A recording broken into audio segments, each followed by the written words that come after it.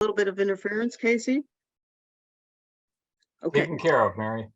Thank you very much. Sure. Deborah's third book is called Reef Road. It was just released on January 10th, 2023. And Bryant Sims, a fellow Historical Society docent. Deborah will offer her perspectives as an author on Allison's book, and Bryant will share some personal reminiscence of being at Marjorie's parties at Mar-a-Lago. I'd like to start off the conversation this afternoon with a rhetorical question for our audience. Pretend you are at a bookstore or surfing online for your next book, and you come across these two most recent book covers, one of Deborah's and one of Allison's. I don't know if you can show those, Casey, but it would be interesting to see them. There's Allison's. Oh, I'm going to go get mine. Hang on. Okay, please do. Please do. There they are. There they are. We have them up now. All right. Now, ask yourself what you know about these books by Allison and Deborah by just looking at their covers. Should we judge these books by their covers? Is your curiosity piqued? Do you want to know more?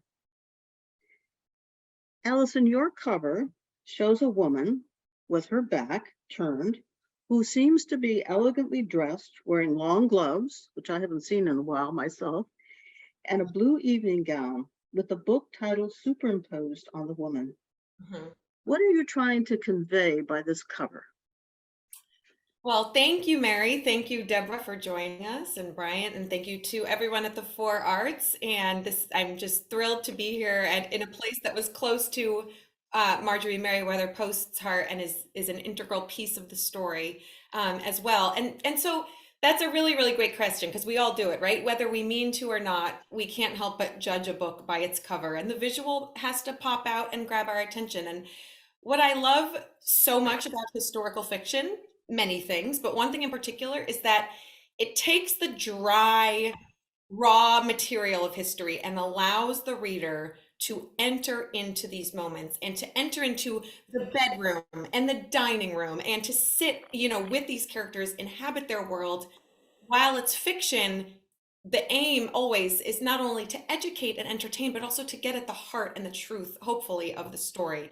And so what I wanted this book the cover to capture is that this is a work of historical fiction, but it leaves a lot to the imagination. So we don't actually fully see the woman, Marjorie Merriweather Post. This is not a biography where we are looking at her face in an old black and white photo.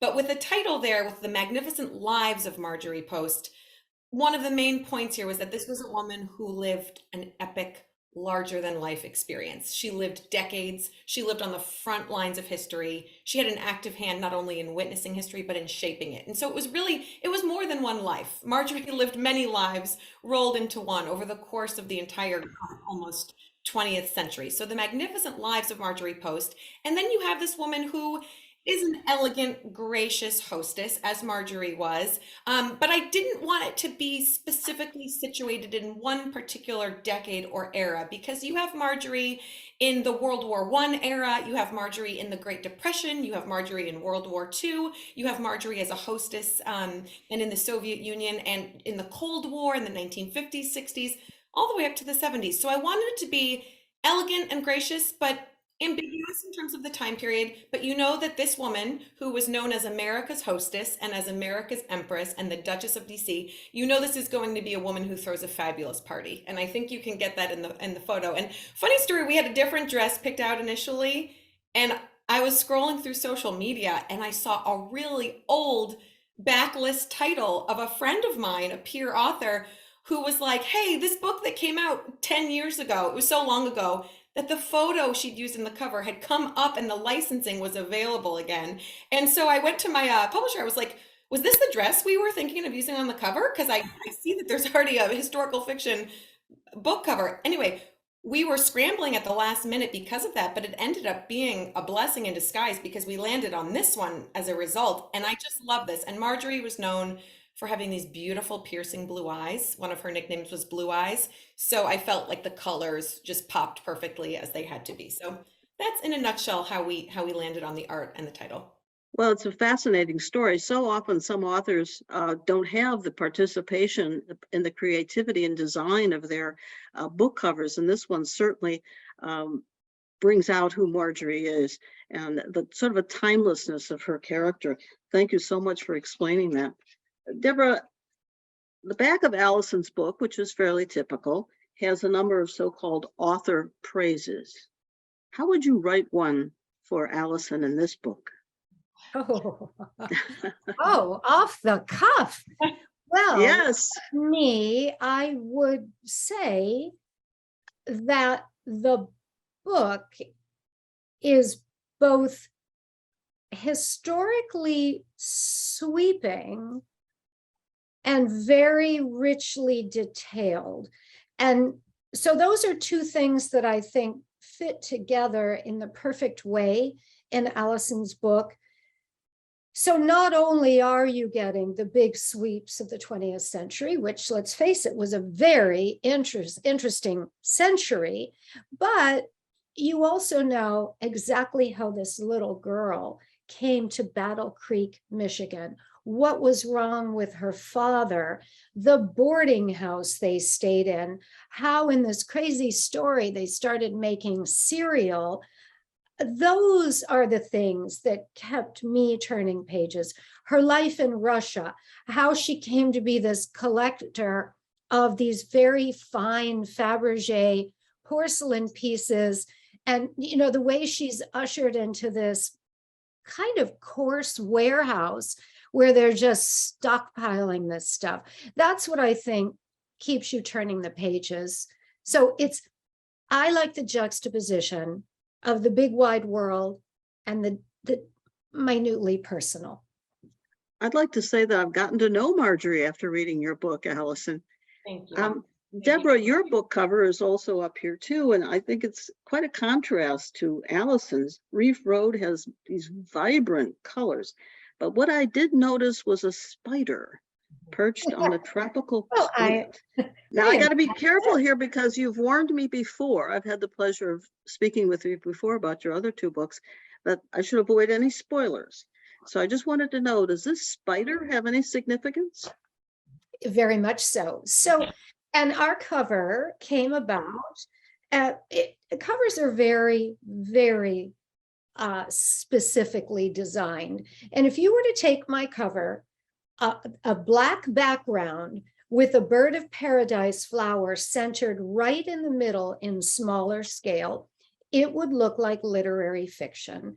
It would look beautiful and pretty, and to use that word again, almost like a piece of porcelain. What you have here is the flower is off center.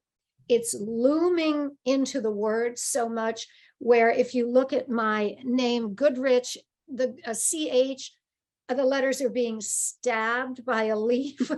There's a violence, there's a motion, and there's a starkness, and there's a spider. So yes, we worked very hard to have something that was both beautiful and wrong. There's something wrong with it, and the spider should give you an indication that things are not all as they should be on Reef Road in Palm Beach. All right, we'll leave it at that, but I think that's enough to pull in quite a number of readers who haven't yet read the book or haven't finished it. I'm also always interested in how authors structure their books. And we've now seen that Reef Road and the book about Allison's book are very different. One's historical fiction, one's a thriller, but yet you start off and you structure your books very similarly. And I know that you both have epigraphs and prologues. And Allison, your epigraph, you have two quotes, one from Marjorie about her wealth, and another one by John Keats on beauty. Why did you introduce your book with these two quotes? Mhm. This book, to zoom out, it covers, we start in the late 1800s, as Deborah so beautifully put, in Battle Creek, Michigan, in the most humble of circumstances, and we end in Mar-a-Lago in 1973 with Marjorie Merriweather Post greeting the president, who is just the latest in a number of presidents she's hosting, as you know, America's unofficial empress. So we cover a lot of ground, and we cover many decades, and this was by far the most challenging book I've ever written because of just the sheer scope. I knew I needed to start sort of at the dawn of the food empire that the Post family launches and really bring it up to the end of her life, because there's just that much good stuff happening the entire way through. And so to have that immense of a scope, it was overwhelming. It took me 6 years, and we're covering a lot of ground. So the two quotes that I selected to go at the beginning are sort of just to put a fine point on what this story is and where we are going. The first is Marjorie. You're hearing from her herself, and just the legacy that she still has, and the way she used her privilege and her power and her wealth to make the world a better place for so many. And then Marjorie really loved, Marjorie was authentic, and she was gritty and raw, and she was herself, in spite of the privilege and the beautiful, at times, luxurious life that she had. She loved beautiful things, but she also just wanted to make the world a more beautiful place, a more, I guess, fair, just place for everybody she knew and for those she didn't know. And so those two quotes to me sort of summed up her story, summed up the legacy that she left, and hopefully set the stage for the reader as to where exactly we're going to be going. And we're going to be covering a lot of ground here. Well, it certainly was intriguing. You too, Deborah, begin your book with 2 epigraphs. Do you believe epigraphs add value for your reader? And did they do this for Allison? Absolutely. I love to, I think our readers are very, very smart. And I also think our readers have a sense of humor. So one of the quotations I use at the beginning is from the novelist Dennis Lehane. And it's something like, in Greek tragedy, they fall from great heights. In noir, they fall from the curb. So that's fabulous. That, you know, where you're going to go down a peg here, where people, this is not Marjorie Merriweather Post. These are people behaving badly. It's, you know, so I think it sets a perfect tone. And I think it's a great search and hunt that writers can go on to find these little winks to share with the reader. I think they're both very enticing. And Allison, I understand, not being in the writing world, but doing quite a bit of reading, that there is an ongoing debate now among writers whether prologues have a place in fiction. Both you and Deborah have used prologues after your epigraphs. Obviously, you believe in that they are appropriate, but why did you have one in this novel? I love prologues that take you out of the chronology. And so for me, the prologue is happening at the very end of the book. And it's sort of like a teaser, an amuse-bouche of, hey, this is where we're going to end up. And it seems really unlikely and improbable based on where we're starting. And so to me, it sort of gives the story that forward thrust, that urge to jump right in. And I enjoy them. They come to me, and I go with my gut. And in this case, I just saw Marjorie as an older woman at the height of her powers, having this moment where she's receiving the president into her Mar-a-Lago sitting room, and she's receiving the reader into this story, and hopefully whetting everyone's appetite to see how we're going to end up there. Well, your opening sentence was quite dramatic. It reads, "Mrs. Post, the president and first lady are here to see you." How dramatic can that be? As a reader, I realized that this is an important woman. The presidents of the wives came to her house. Exactly. She didn't go to the White House. And in this instance, I believe it was Lyndon Johnson.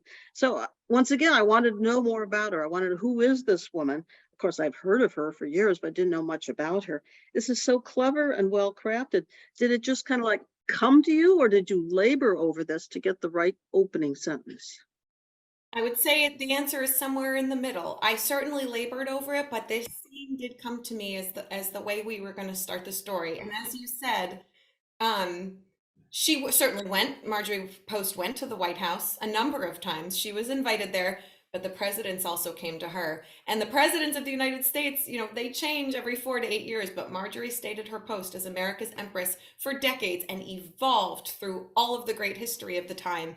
And so really she wields this power in that dynamic, which is an interesting thing to think about, because you're you're welcoming, you know, the most powerful person in the country, if not the, you know, one of the most powerful people in the free world. And she's receiving them, and they are overwhelmed by her, and they are cowed by her home. And ultimately, when Marjorie Merriweather Post offers Mar-a-Lago as a winter White House to the United States government and offers Camp Topridge to the state of New York, the government is overwhelmed at how they are going to be able to keep it up and do the job that Mrs. Post has been doing on her own, not on her own, with an incredibly skillful sort of staff that almost felt like her family, but still, she was managing to do what the federal government ultimately decided they could not do. And so just shows you what kind of a woman you are dealing with. Well, you know, it's interesting because we talked about the opening sentence. I think that's, you know, in the late 80s, 68 or so. And then we receive that same sentence, and most of that chapter is repeated again in chapter 51. I've never quite seen that before. What was your purpose in doing that? So I'm just giving a little teaser. I'm giving a little kernel of the story of what is to come. And then ultimately at the very end of the book, we get there and we see, oh, this is how we got there. And these are the points that have connected us to here. So that's the first time I've ever done it that way, but that was the way this story came to me. Well, it was interesting for me because I'm like, oh my gosh, I've read the sentence before. What is it? And then I quickly realized what it was. Deborah, many of our writers today do not go in chronological order, as Allison did in her book. They bounce back and forth between one time period and another, different characters of different eras. But in your recent book, Reef Road, it seems that you do that. You go from one time period, not as broad a time period. And why did you think it was appropriate to do that sort of approach in your book? Well, so as Allison was talking, I kept thinking about the movie Citizen Kane. And if you think about that, it begins with him at the end of his life and dropping, I think he drops a snow globe or something, and he says Rosebud.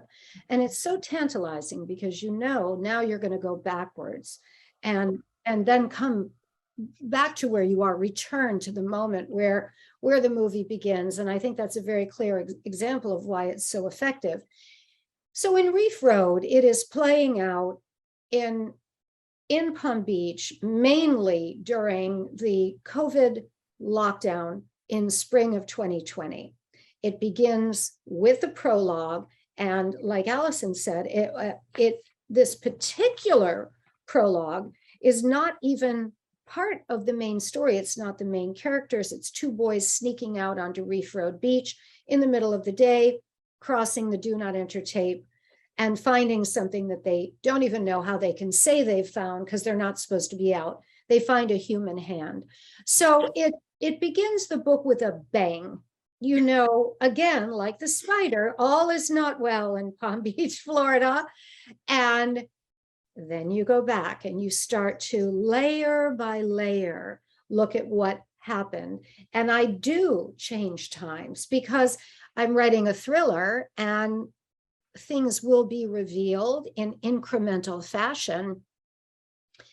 I can take you up to certain points, but then I want to bring you back a year and let's look a little more at where we're going until it sort of comes to a crescendo where the reader is surprised to find out what's actually going on. So I think it's very effective. One of the things I tend to do is date and timestamp chapters when I'm doing that, because I think it can be helpful to the reader to know when and where are we. They don't have to worry about it. It's there for them.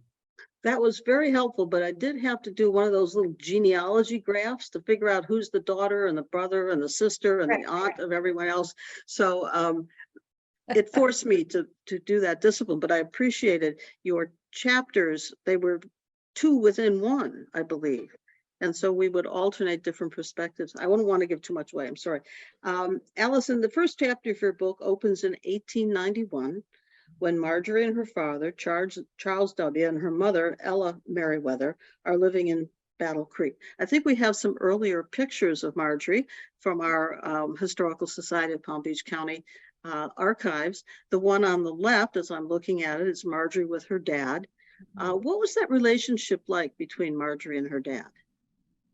Probably the great love of her life. A very complicated, at times tragic, fraught relationship. But I think, I always say Marjorie fundamentally changed the American way of life, and she impacted your life, and she impacted everyone's life. And that is true if you own a refrigerator or if you've ever eaten food that's been refrigerated or frozen. And I don't know that people necessarily know the full extent of Marjorie and the Post legacy and impact. But what happened was her father, C.W. Post, and Marjorie and her mother, they roll up to Battle Creek at the end of their hopes. And C.W. Post is at death's door going to get treatment as a last resort at the sanitarium of Dr. Harvey Kellogg. And if you know the name Kellogg, if that trips any bells, it's the cereal Kellogg, food.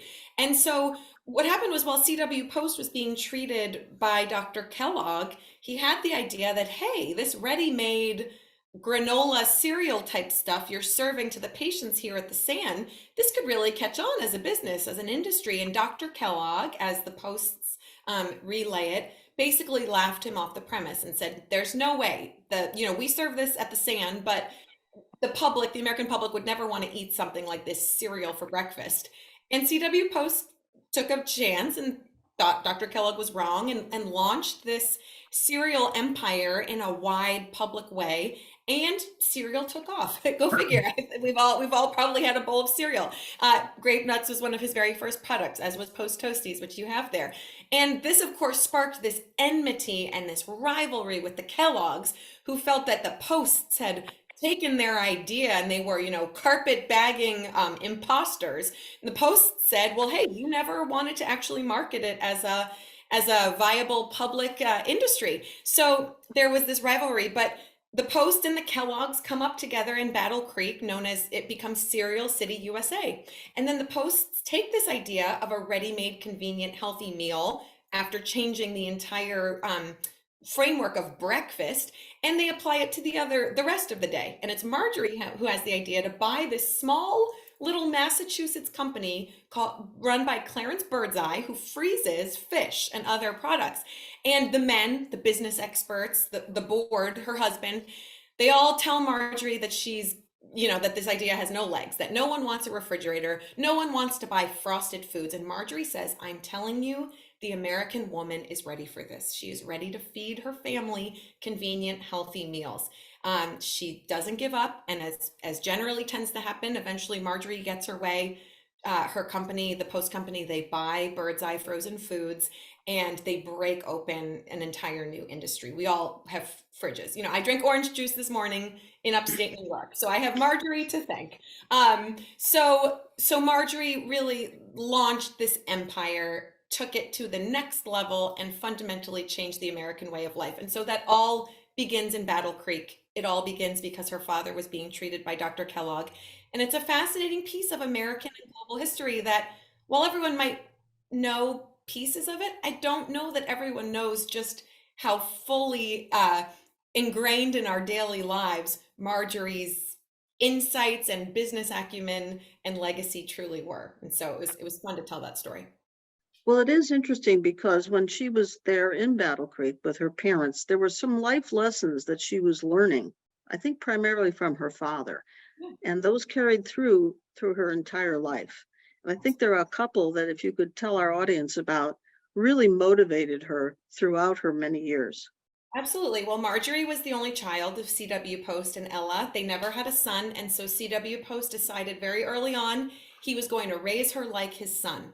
And so while this was not the norm for the time period, he wanted her to be as well versed in the business side of things as in the ladies hosting, society bride side of things. And so he didn't want her to just have a life of getting married, being a debutante, getting married and having, babies and hosting great parties. She did host great parties. She did have children. She did get married 4 times, but she also was a smart woman and a free thinker, and made history by joining the board of her company and being the first woman ever to do so of that major corporation. And people joked that had she been a man, she could have run US Steel. I think if she were alive now, we'd all want to vote for her for president, but she was very much a product of her time while also daring to dream bigger. And I think that that was in large part because her parents and her father really ingrained in her the work ethic and the competence and the capability to think for herself, and to think beyond just maybe what could have been stifling societal the stifling societal framework. And the other thing was, people always said that she maintained her salty, down to earth Midwestern demeanor throughout her whole life, whether she was hosting the president at Mar-a-Lago or curtsying before the Queen in England. She was just known for being approachable. She had a down to earth kind of sharp sense of humor at times.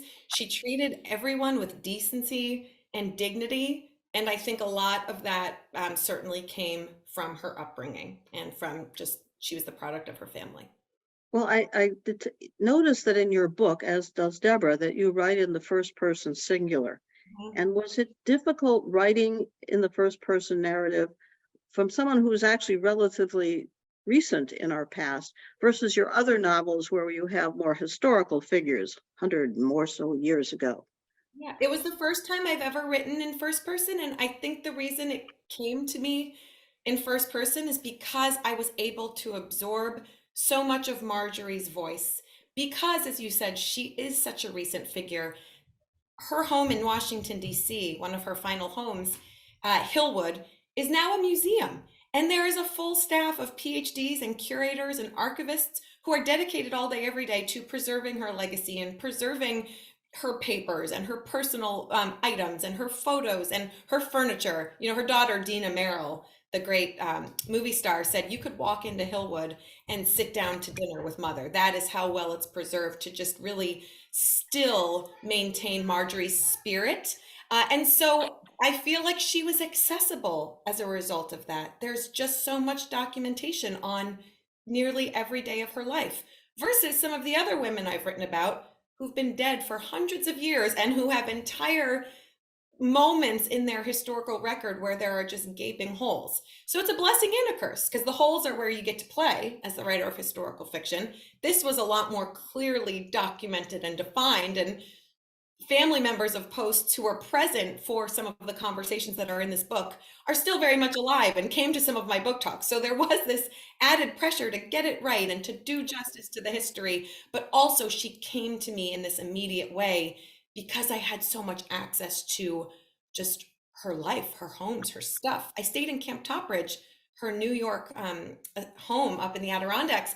I slept in her bedroom, which was an unbelievable, surreal, like pinch me moment in life. I felt like the guards were going to have to come in and escort me out of the museum at some point. But I looked at her brush and I saw her hair still in the brush. There was just, which I will always be so grateful to the Crow family for. They own it now, it's privately owned, for allowing me to go. But because of all of the research and because of Hillwood and because of Topridge and because of the recent documentation of the history, she just came to me in a very immediate way, and the first person made sense.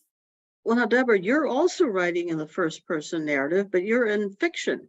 So one would think, well, I can make up anything I want. But how do you sort of put circumscriptions or boundaries around your characters, because they have to come to life and seem real as well? It's a great question. And I just read a book by Alice McDermott called What About the Baby, which is really about writing. And she's a wonderful writer. And she says in nonfiction, what you have to do in nonfiction is include everything. It must be included.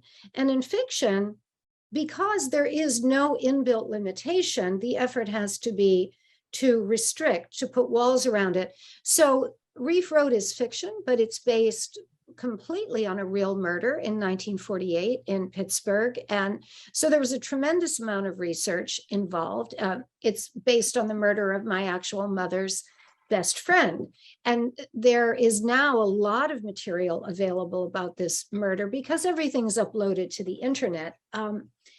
So I chose to put the writer's voice in first person because she is a very introspective, ruminative, you could even say obsessive individual, very fixated on this murder and the effect it had on her mother and herself.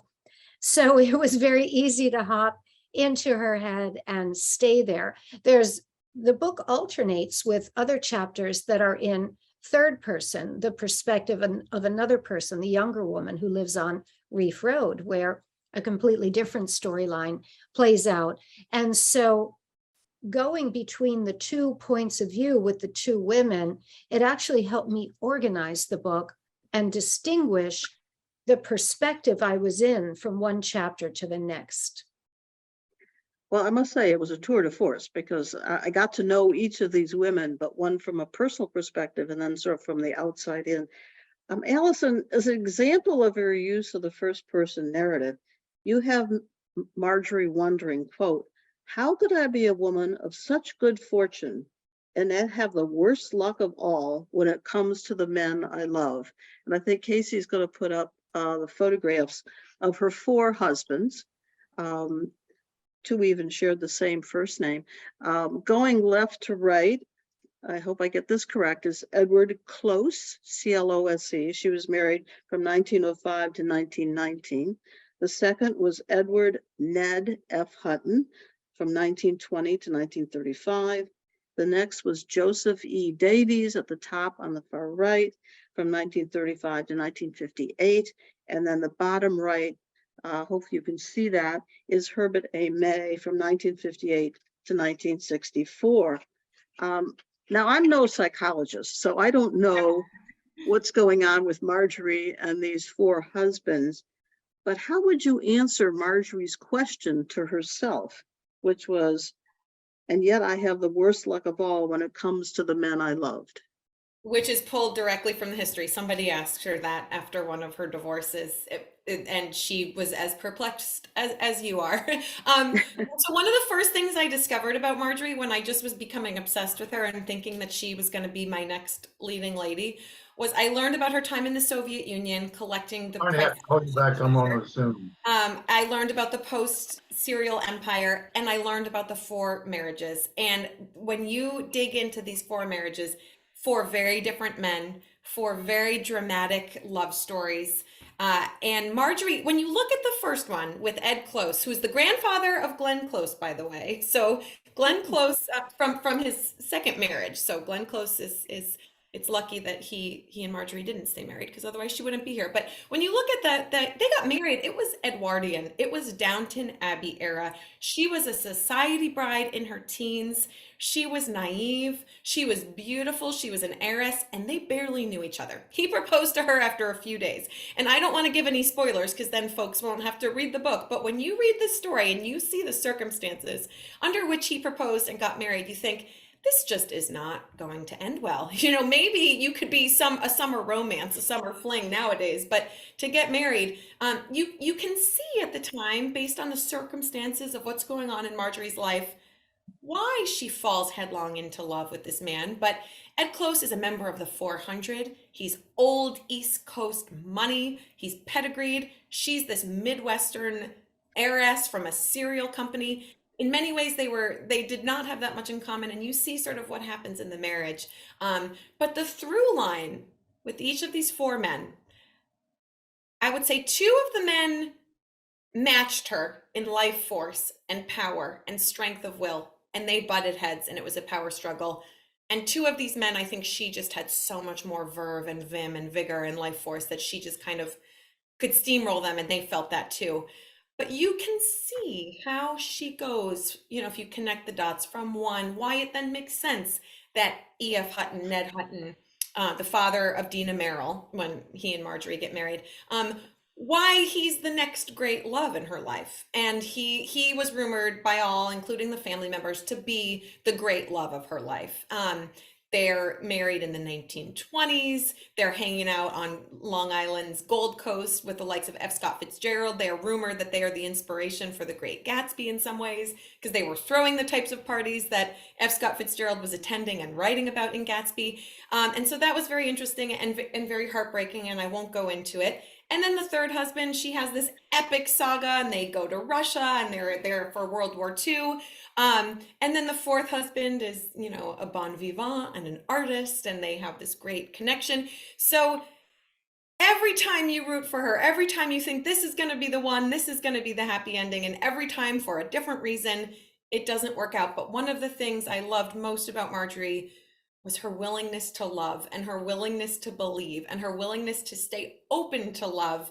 And even though it's 4 different heartbreaks, in some ways, the vulnerability and the humility that came with those heartbreaks humanized her, because otherwise she had this perfect life. She had everything.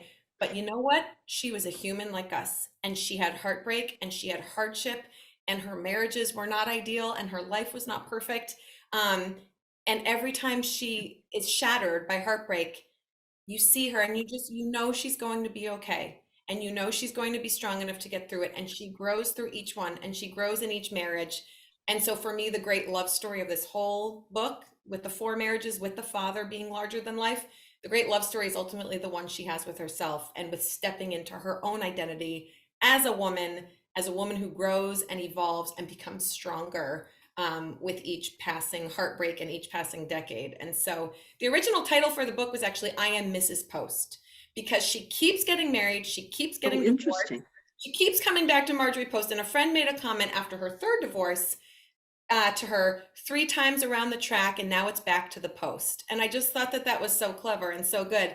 And I was like, you know what, she's not Marjorie Close, she's not Marjorie Hutton, she's not Marjorie Davies or Marjorie May, she's Marjorie Merriweather Post. And that is the story. That is the, you know, I write about a lot of women who had unhappy marriages, but they lived in eras where divorce wasn't an option. For her, it was scandalous. It wasn't, you know, it required bravery on her part to get divorced 4 times, much less even 1 time. But it was possible for her to keep pursuing and looking for, in the hopes of finding her happy ending. And so ultimately, it's not a failure. I don't see it, even though she has 4 marriages that fail. Ultimately, this is a story that's filled with love, and filled with redemption, and filled with happiness. And she has, you know, at the end of her life, a lot of love and good to show for it, in spite of these 4 marriages. So I hope readers will see for themselves and see what they think. But it's fascinating, the 4 different. Well, I think you've certainly become enamored of Mrs. Post. So we want to focus a little bit now on Palm Beach society. And some may cynically believe that Palm Beach society is composed of people with great wealth who give fabulous parties in massive mansions with other rich people, reminiscent of the Great Gatsby. Deborah, in Reef Road, you make a historical reference to James Vincent Sullivan, who built the 1926 so-called ham and cheese mansion designed by Morris Fatio. Do you think that people like this have contributed to this shallow view by some of Palm Beach society? Well, some people attribute a certain phrase to Carl Hiaasen as having said it about Florida, a sunny place for shady people. But it was actually Somerset Maugham who said it about the French Riviera in the 1920s. But I really very much had that phrase in mind as I was writing Reef Road. I love Palm Beach. I live there. I was there in the pandemic, and it was such an otherworldly time. I mean, we all can picture exactly where we were. So I was writing all morning and then riding my bike up and down the island, and, you know, the lake trail was closed, the beaches were closed, there were police everywhere on the lake trail. So I would ride up and down the roads, and I wanted to focus on the north end of the island, the more regular part of the island, very neighborhoody, family oriented. And of course, I wanted to set something very dark in such a happy setting. I like that juxtaposition. But Sullivan and the Ham and Cheese House. So the writer goes down these research rabbit holes, and she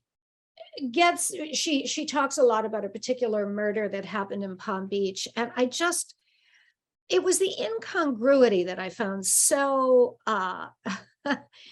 delightful, this idea of talking about a house as the ham and cheese house, and then this grisly murder. I think it's the kind of thing that captures our imagination. So yes, I do think that people are always interested in exactly what Allison said with Marjorie Post. Her life is very grand, but she has the problems that we have. It's why we're very interested in the royal family of England, if we're still interested, because we want to see either how the mighty fall or how the mighty struggle in the same way that we do. Mhm. Well, Allison, having read your book a couple of times, I certainly agree that this oversimplified characterization of a Palm Beach socialite fits Marjorie. It does not. Yeah, she was the wealthiest woman in the world in the United States in her day, who gave over the top parties and was even likened to F. Scott Fitzgerald's Great Gatsby characters. Based on your book, though, I believe that Marjorie's lives, and we'll say the plural, lives, were very different from the superficial view.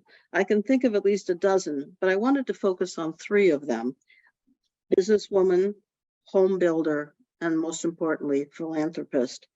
How did Marjorie, the businesswoman, and you've alluded to this earlier on, grow her family's business into a billion-dollar conglomerate?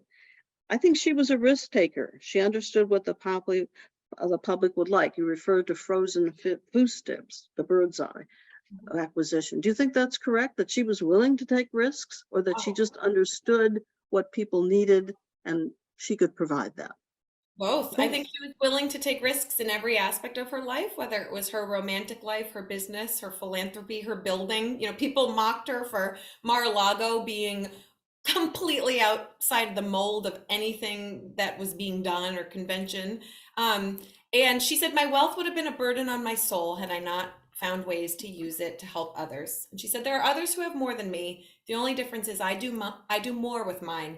I put it to work. And those two phrases really stuck with me as I was exploring her character, because Marjorie wasn't happy and content in the moments of her life where she was a hostess and where she was living in lavish luxury without a greater cause or purpose. And for me, Marjorie was the most alive and the most fulfilled and on fire when she could pour herself into something that gave her meaning and that she felt passionate about. And so whether that's in World War I, funding the largest wartime hospital in World War I France with the United States Army, or when it's World War II, she says, since I don't have a son to give to the cause, I'll give my Sea Cloud. And she gave her yacht, which then served with the US Navy. And when it was the Great Depression, she opened food kitchens and put away her jewels and threw herself into fundraising. And then she gave Mar-a-Lago to be a home for recovering soldiers and an occupational therapy location after World War II. So Marjorie, whatever was happening in the world, Marjorie found a way to not only get involved, but to have it be the most impactful and productive use of her time and her resources and her wealth that she could possibly use. And so she was an incredibly, in that way, inspiring woman to me. Like, I wish I could have a bracelet that said, what would Marjorie do? Because whatever the crisis was, Marjorie ran to it and found an efficient, good, helpful way to get involved. And she applied that same sort of discipline and integrity and work ethic to every aspect of her life. She was measuring the place settings of every plate and her fine china and silverware before dinner parties. She just had this hard driving perfectionist sort of expectation that she put on herself to do the best and be the best and to do the most good. And so that did beautiful things for her philanthropy. Well, you've mentioned a number of her homes, and there were several, and they're, of course, outstanding. But what was it about homes? I use the word home deliberately because I don't think she regarded them as houses. But what was it about a home? What did a home represent for her? Yeah, and I didn't even write about some of the homes because I was like, oh, here's another chapter where Marjorie's building a fabulous home. And it was sort of like, how many times can I expect the readers to go along on these home build experiences with her? So I picked out some of the select, very, very fascinating ones to shine a lens or to shine a light. Mar-a-Lago, Camp Topridge in the Adirondacks, Hillwood, which is still a museum in Washington, D.C. I think Marjorie was was very oftentimes, especially after the divorces, looking to put down roots and looking to feel safe in places. And also just knowing that the positions she occupied in society was she was this hostess, she was this grande dame of society, and she needed a fabulous home and nest and, perch from which to really do that and to really play that role. And so she would, there was a joke when she was building Hillwood in DC, she wanted this great view of the monument. And her builders joked it was too difficult to move the French doors to get the view. So Marjorie just moved the Washington Monument. That was sort of just the kind of woman she was. And she put that into her home building as well.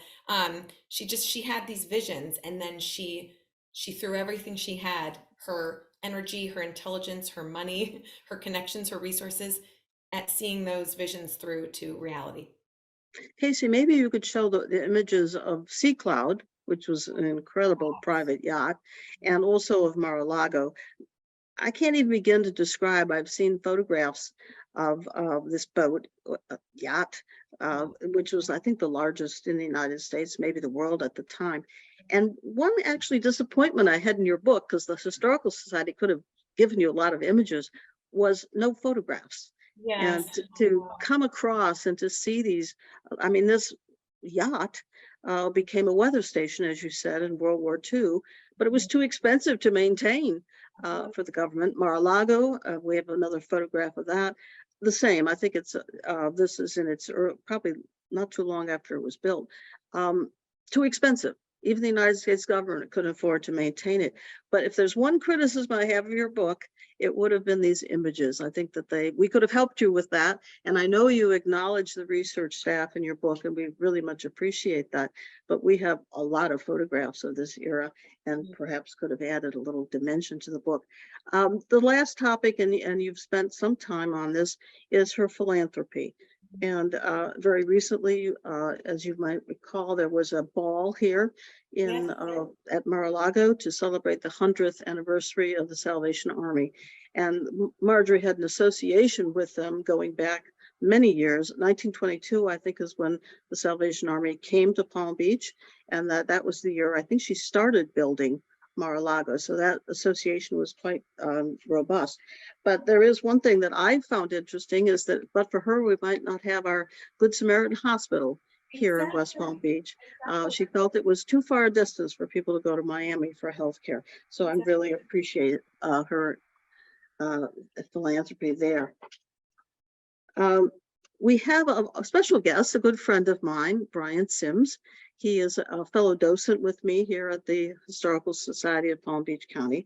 And Bryant had the good fortune to be invited, there's Bryant as a young man, to some of the square dances at Mar-a-Lago. As I understand it, Bryant, she had a separate pavilion for square dancing. And I was hoping you could share some of your reminiscence of those parties. Well, I had a neighbor that was a good family friend when I first came here, and of Marjorie Merriweather Post, and they were looking for young men that could dance. And both my parents were square dancers. I was just out of the Navy and out of law school, and so I was invited, and I met her. But I'd also had the opportunity when I was in the Navy during the Dominican crisis. Our ship was a flagship behind in a little cove in Dominican Republic behind the Sea Cloud. This Trujillo had bought the Sea Cloud from her. So I had the opportunity to go aboard. And when I met her, just spoke with her one time, I told her that I had been aboard the Sea Cloud and that it was still magnificent. It was not a boat, it's a ship. Because in the Navy, anything that is above 150 foot is not called a boat, it's called a ship. So she was impressed about that. She looked like my mother in her crinoline skirts dancing. So we would have squares, and I can't remember if there were 4 or 6 couples, and there would be a caller. And it was a lot of fun, and she'd have a buffet. Very gracious woman, lovely. I would consider her handsome, just a lovely, lovely lady. I also attended, she did the Red Cross balls at the Breakers, and she would use her plane, the Merriweather, to fly down ambassadors and the Marine Corps Honor Guard. They would, and big announcements, and the Marine Corps Honor Guard would walk in, and the announcer would announce the ambassadors from the various countries, all sponsored and supported by Marjorie Merriweather Post. So it was a wonderful period for a young man. Very exciting. Is Is this a very good depiction of Marjorie? Because she seems to be smiling here at her square dance. Yeah, in fact, in the photograph on the left is her daughter, Dee Dee Merrill. So Yeah. yeah, and I also had a chance to meet Dee Dee because I was an attorney for the film shot the pilot, which starred Cliff Robertson in town, and so I had a chance to meet Dee Dee, and we would have dinner together. So I was very fond of her. She's very nice, lovely, lovely, lovely lady. Well, it looks like everybody's having a pretty good time there, Brian. Thank you for sharing that.